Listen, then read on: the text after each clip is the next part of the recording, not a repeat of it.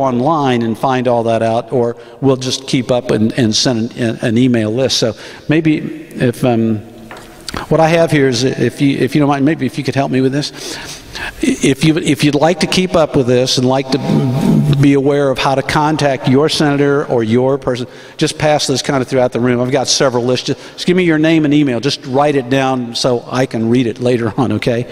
But that's one way that we're doing this, and we have a number of people. We've already sent out, by the way, the first email blast, and it has information about the bill, and it has talking points, and it actually has a suggested script that you can email to your representative or your senator. So if you'd like to be a part of that.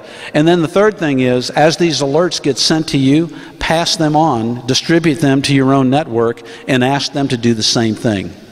Because when these senators and legislators need to hear that they have support for this bill. There will be a small but very, very, very vocal minority that will come after these people. Already, the Florida League of Cities, the County Association of Florida, the Department of Environmental Protection, and a host of other environmental groups are already going after Senator Hayes and after Representative Stone. Certain newspapers have said this bill is just overkill, we don't need to do this. So the dogs are already out there going after our friends, and they need to know that we support them. Any senator or representative can be a co-sponsor of a bill. But only those on the committees will get to vote, and you have to pass every committee before you can get it to the floor, and then you have to vote on it again. So there's a lot of work to be done in the next 7 to 8 weeks. So if you'd like to be a part of that, that would be great. Also, just a couple of quotes, I guess, in closing here. Thomas Jefferson said, "The price of freedom is eternal vigilance." And I don't know about you, but after this last election, I felt disappointed and discouraged and just flat out tired.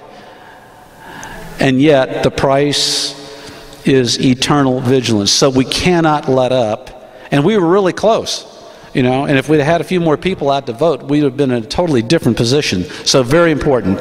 Arthur Lee was a Virginia colonist. He wrote this back in the 1775.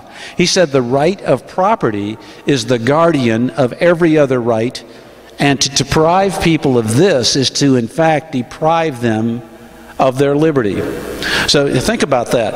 You can lose certain rights and you're still okay, and we've had plenty of them eroded. But think about when you have the right to property, you have the right to house yourself, or you have the means, I would say, to house yourself, to feed yourself, and to protect yourself. If you don't have property, you are totally dependent on government, or whoever the strong man is, and it's always government in this case. So he was really correct. He saw this correctly. The right of property is the guardian of every other right, and that's where we need to take a strong stand.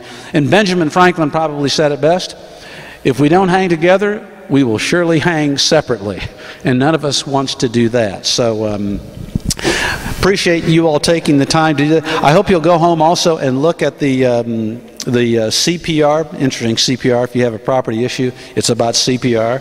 But again, we are a 501c3. Any donations, we live and die by the donations of individuals and business people who either through our PayPal account or through the mail send checks.